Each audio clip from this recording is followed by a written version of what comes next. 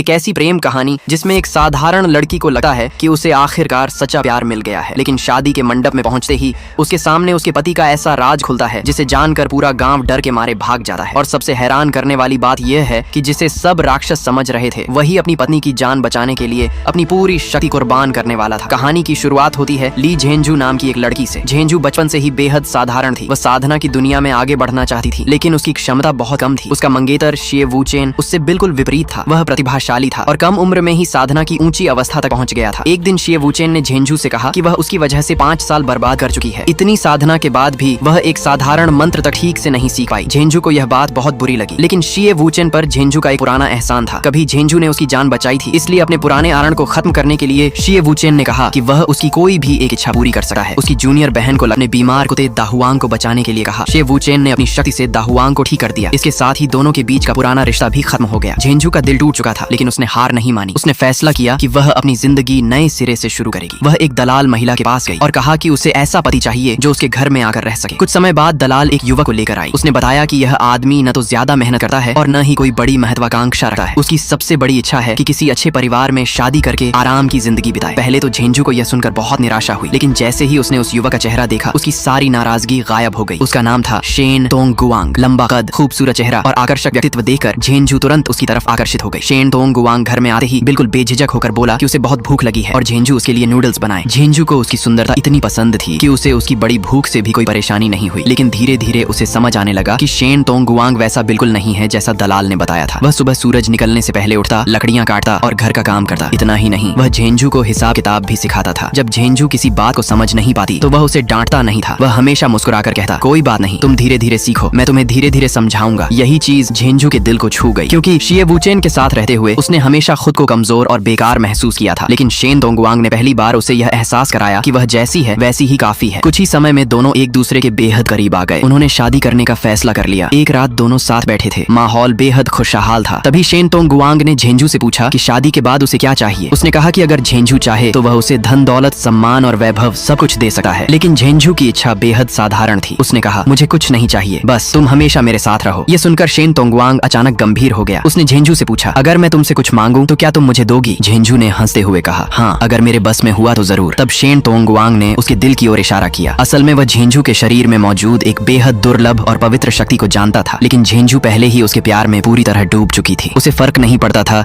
कि शेन तोंगगुआंग इंसान है या कोई और प्राणी। वह बस उसके साथ रहना चाहती थी। आखिरकार उनकी शादी का दिन आ गया। पूरा गांव इस शादी में शामिल हुआ। हर कोई दोनों को आशीर्वाद देने पहुंचा। झेंझू बचपन से अपने माता पिता के बिना पली थी, इसलिए शादी की रस्म में जब माता पिता को प्रणाम करने का समय आया तो वह कुछ पल के